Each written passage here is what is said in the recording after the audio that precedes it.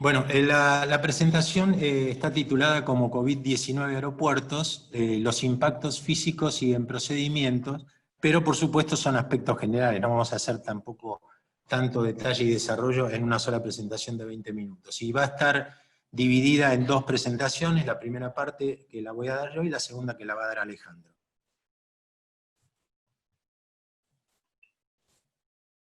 Vamos a ver en esta presentación los objetivos, los antecedentes, el desarrollo de la presentación, las conclusiones y esperamos tener al final de las dos presentaciones algún debate constructivo sobre la temática.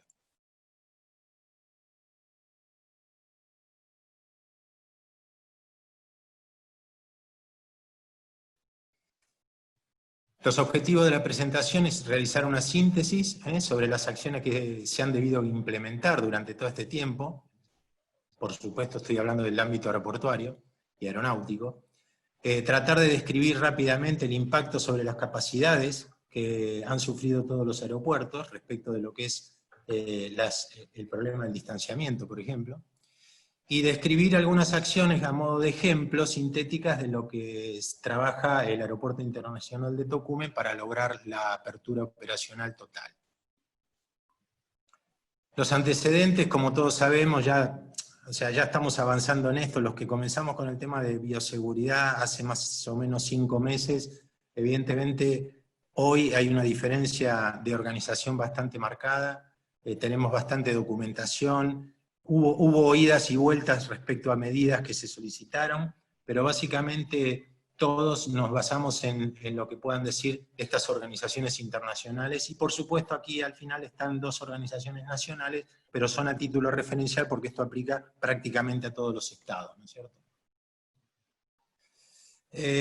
Aunque sepamos, por supuesto, la definición de COVID, ya en este momento la COVID, ya distinguimos el nombre de llamar al virus de una manera y a la enfermedad de otro, y también en estas placas que vamos a mostrar es la intención de que las autoridades internacionales de salud determinaron que la medida de 1 metro de distanciamiento era suficiente a partir del metro. Por supuesto, si se puede lograr 10 metros de separación va a ser mejor, pero eso es imposible y es una utopía dentro de lo que son los terminales. Entonces vemos que aquí la Organización Mundial de la Salud, en documentos publicados, figuran 1 metro como distancia mínima aceptable. También tenemos la Organización de Aviación Civil Internacional, a donde también parte desde 1 metro, aunque después dice que 2 metros es lo ideal, pero básicamente 1 metro es la medida mínima aceptable de separación de distanciamiento. Acá hay una serie de referencias de documentos que algunos conocerán, yo entiendo que la mayoría, porque el grupo todo es conocedor del ámbito aeronáutico y aeroportuario. En este caso tenemos los de ASI, y aquí sí hacemos una salvedad por curiosidad nada más, ¿no? O sea, en determinados momentos hablan de 1 metro, luego mencionan 1,5 metros, luego en otros documentos mencionan 2 metros. Estas son las curiosidades que a través del tiempo se fueron dando en la evolución de este problema que estamos viviendo todos, ¿no es cierto? También acá marcamos alguna iniciativa de información que no está relacionada específicamente con distanciamiento, pero sí con el problema que arrojó el prolongado estacionamiento de las aeronaves que quedaron detenidas. Por supuesto, en todos los aeropuertos no hay muchas aeronaves detenidas, pero en las que hay, los aviones fueron ocupando prácticamente todo el pavimento, sea flexible o rígido. Y ahí tenemos algo de patologías a tener en cuenta, como pérdida de fluidos o punzonamiento y hundimiento de áreas de pavimento flexibles.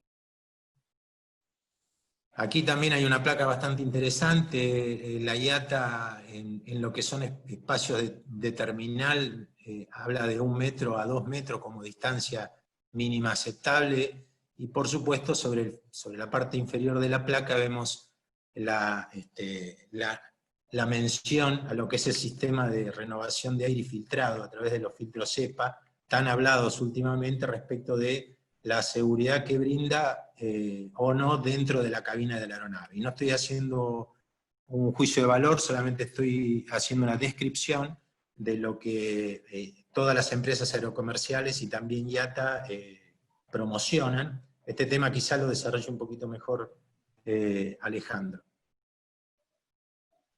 Por último, rápidamente, el tema se está hablando, recién ahora sí se está estableciendo un poco más que la prueba PCR parecería estar bastante unificada en todos los estados, y entonces ya hay una división de importancia entre lo que eran las pruebas rápidas de 10 minutos de antígeno y anticuerpo respecto de la prueba de PCR que dura entre 24 y 48 horas su resultado, aunque también se está hablando en el mercado que hay compañías que están ofreciendo con máquinas de múltiples test y más rapidez. Pero esto lo cito nada más porque hay algo que sí tenemos que promover, que es el tema, y en eso todos tenemos que estar no tenemos que estar de acuerdo, lo que quiero decir que es importante que veamos la importancia de lo que significan las cuarentenas para lo que es la industria en general, ¿no? Y si bien es cierto que lo que tiene que prevalecer, eso no cabe ninguna duda, es el tema de la protección a la salud humana, en la medida que nosotros podamos contar con test y vacunas, evidentemente eso se va a disminuir, ¿no es cierto? Pero lo puse lo del PCR porque es algo que se estuvo hablando durante muchos aeropuertos, que algunos pedían, otros pedían, unos piden en 24 horas, otros piden 72, otros 48.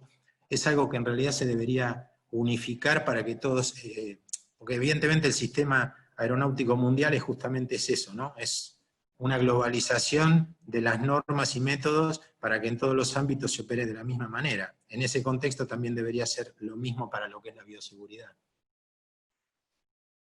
Bueno, ahora vamos acá algunas bullets respecto de las acciones que se debieron implementar y que hubo impactos en los procedimientos. Todos sabemos que en el tema de las terminales el acceso a acompañantes ya está restringido. También hay una especie de, aunque sea demora de 2-3 segundos para lo que significa la toma de temperatura. En algunos aeropuertos se toma a través de cámaras termográficas, en otros se hace con termómetro láser.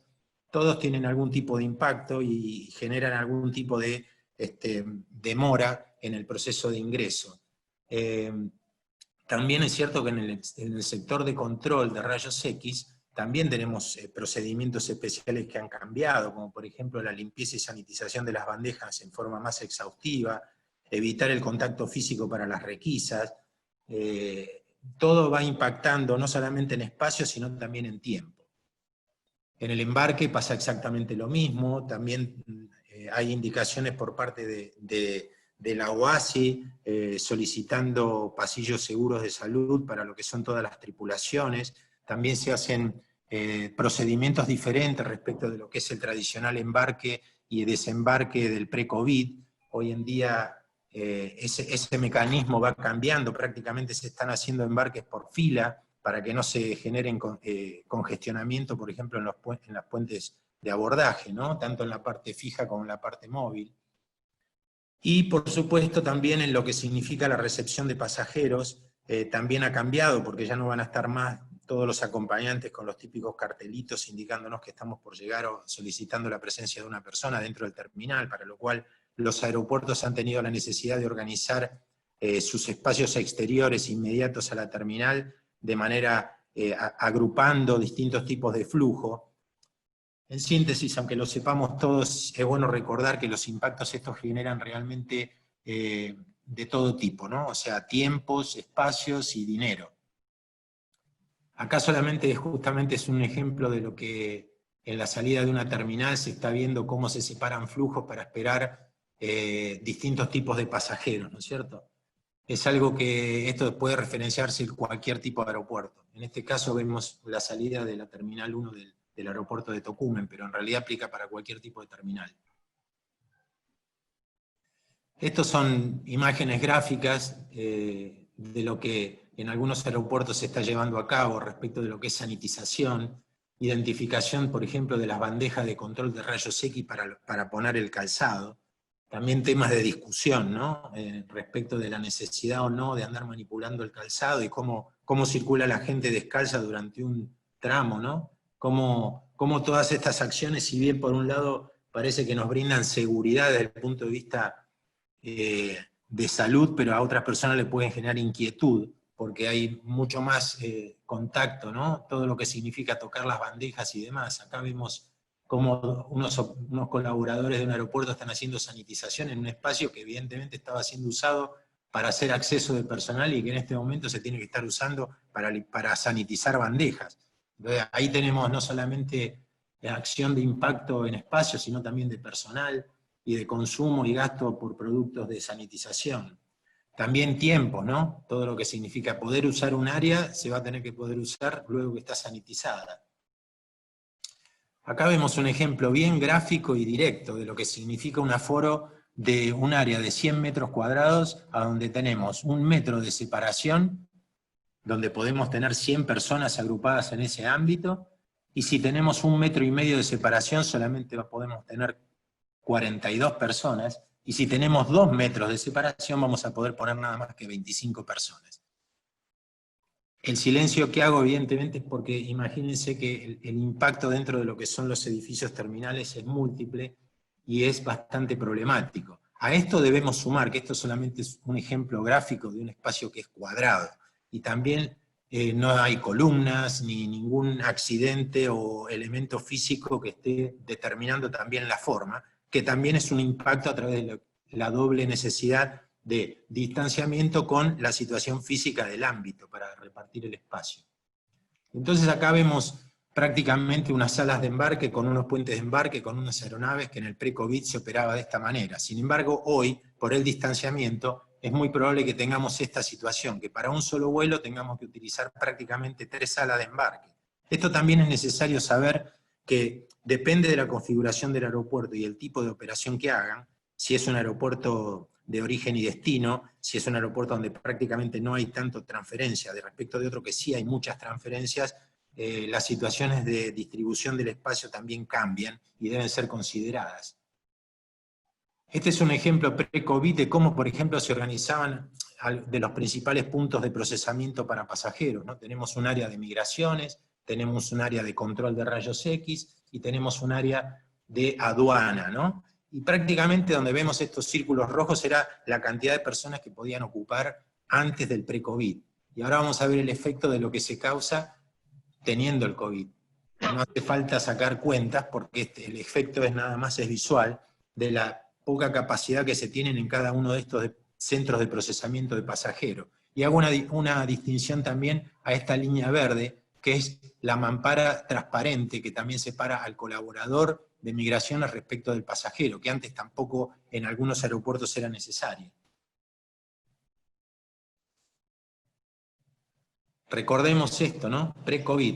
Miren la congestión en estos terminales, la separación de las personas. Esto que prácticamente nosotros consideramos como normal. Era algo, o sea, ¿quién se iba a fijar? Sí, podríamos decir, no sabés la cantidad de gente en un comentario, algún conocido o algún familiar. Pero básicamente no habría el pensamiento de el temor de algún tipo de contagio por alguna enfermedad. Sí, la molestia, el calor, el tiempo, todo eso sí, por supuesto, el confort. Y por supuesto esto atenta contra el nivel de servicio de IATA que puede tener el terminal.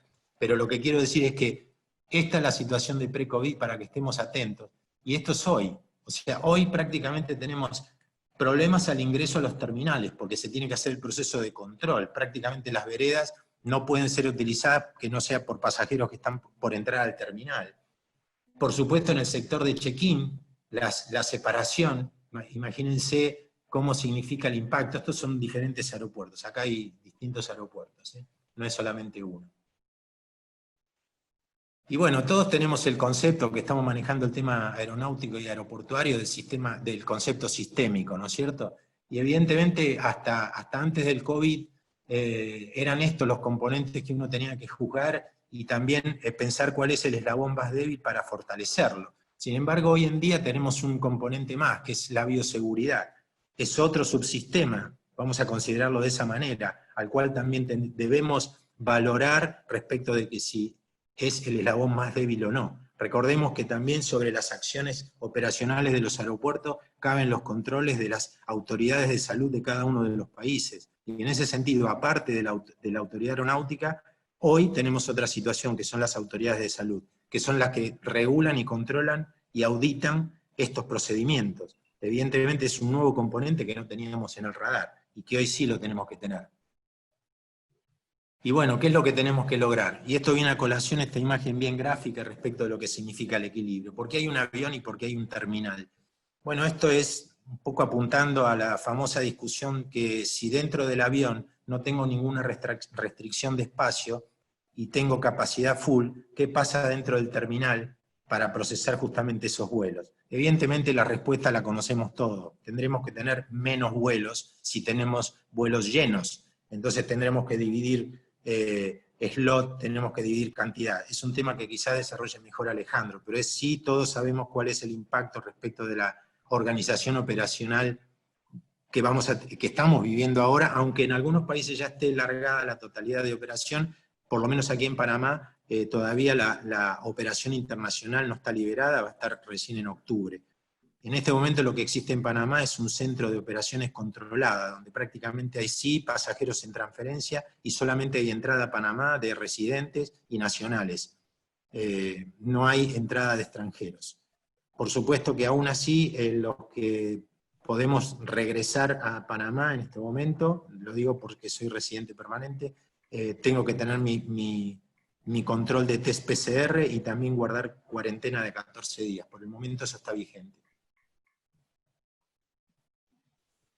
Y ahora vamos a ver rápidamente los aspectos generales del plan de acción para el reinicio gradual de operaciones que implementa Tocumen. Evidentemente el objetivo es tratar de establecer un ámbito seguro desde el punto de vista de la bioseguridad para tratar de comenzar con las operaciones lo más rápido posible y en el marco de control de las autoridades, ¿no? El marco de referencia es el mismo que todos tomamos para sacar el plan. Acá tenemos el plan, no solamente tiene una presentación gráfica por PowerPoint, sino que es un documento formal, que hay un cuerpo principal, que es el plan de bioseguridad general, y posteriormente ese cuerpo principal, que tiene muchísima descripción, también tiene anexos ya específicos para los distintos componentes que forman parte de la operación dentro del aeropuerto.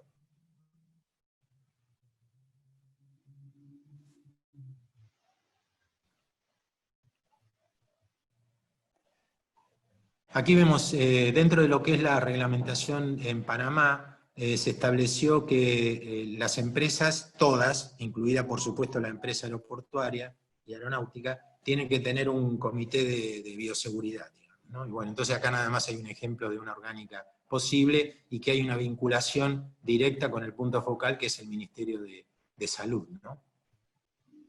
Esto también es una gráfica, todos ya estamos acostumbrados a esta altura del año y de lo que fuimos viviendo como proceso de esta pandemia, distintos tipos de íconos o tipografías para simplificar las acciones de que los aeropuertos se están tomando, ¿no? Y bueno, desde el uso constante de mascarillas, las alfombras sanitizantes o pediluvios, como los mencionan aquí en Panamá, el distanciamiento variable, aquí pusimos 1,5 metros porque es el que Panamá está tratando de establecer, la higiene permanente de manos a través del lavado y del uso de alcohol en gel, aunque las autoridades de salud también recomiendan que cada un determinado tiempo las manos sean lavadas con jabón, porque el gel termina formando una película que al final es como una especie de guante y puede llegar a transmitir el virus. Luego también tenemos control de temperatura, las cámaras termográficas y proceso de sanitización de carga. Tenemos aquí también imágenes ejemplificadoras de lo que se está implementando en Tocumen a través de lo que es señalización en piso para el distanciamiento, separamiento en sillas, mamparas transparentes en mostradores. Seguimos con otras ilustraciones, también hay mucha gráfica informativa, también hay gráfica estática y dinámica a través de display, que permanentemente van a estar dando mensajes a todos los usuarios dentro del terminal. Limpieza, algo tan necesario. Hay que entender de que el proceso no es solamente limpieza, sino también es limpieza y sanitización o desinfección.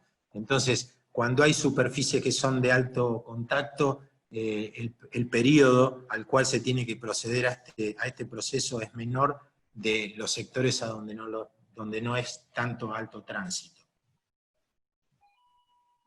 Alfombras, más de lo mismo, ¿no? O sea, paso rápido porque todo esto en cada uno de nosotros, en los aeropuertos o los países donde estamos, ya lo sabemos, ¿no? Pero bueno, es un poco para tener una síntesis, el tema del control de cámaras termográficas, tan útil, pero también como complemento o como primario el control a través de lo que significa el control de termómetro láser. Acá cabe señalar que evidentemente el uso de la cámara termográfica es una utilidad, pero muy buena, pero por supuesto va a grupos de personas y es una manera más dinámica que no afecta tanto a la cantidad, pero sí es cierto que necesita de personas de apoyo, porque ante el caso que se detecte a una persona que está con una temperatura superior, como es el caso de Panamá, a 38 grados, evidentemente hay que ir inmediatamente a abordarla y ver qué es lo que pasa, apartarla del lugar y aplicar el protocolo correspondiente. Lo que quiero es señalar que la cámara es muy útil para la gran mayoría de las personas, pero requiere atención de personal para que en el caso que aparezca algún hallazgo, deba ser procesado como corresponde. Estas son las indicaciones para que un pasajero pueda abordar su vuelo, prácticamente son las mismas que tenemos que respetar todos, el uso de mascarilla, distanciamiento, bueno. Esto es lo mismo para lo que es todos los organismos y usuarios dentro del terminal. La diferencia nada más es que aquí cito que las empresas o los entes gubernamentales deben tener su plan de bioseguridad y presentárselo también, por supuesto tiene que estar aprobado por la autoridad de salud correspondiente, pero se lo tiene que presentar al operador también para tener la certeza de que ese plan es válido. Y de paso también el operador ejercer cierto control de auditoría, porque hay que recordar que el operador tiene un comité de bioseguridad. Esto también es un ejemplo nada más en el momento de planificar. Estas placas tienen prácticamente casi 5 meses, donde se veía cómo se iban a organizar los accesos. En ese momento teníamos mucho más incertidumbres que certezas, lo hemos discutido dentro del grupo varias veces. Al día de hoy todavía seguimos teniendo incertidumbre, pero hay otras cosas que ya se fueron definiendo, y una de las cosas fue, por ejemplo, la determinación de habilitar solamente algunas puertas de acceso, siempre considerando no solamente aspectos de bioseguridad, sino también atendiendo lo que significa el escape ante el caso de emergencia, ¿no? Porque eso también no se puede caer en el error de, por querer salvar la vida humana por el contagio de la bioseguridad, después hacer trampas ante el caso del escape de personas dentro del terminal. Entonces es un tema por resolver, ¿no?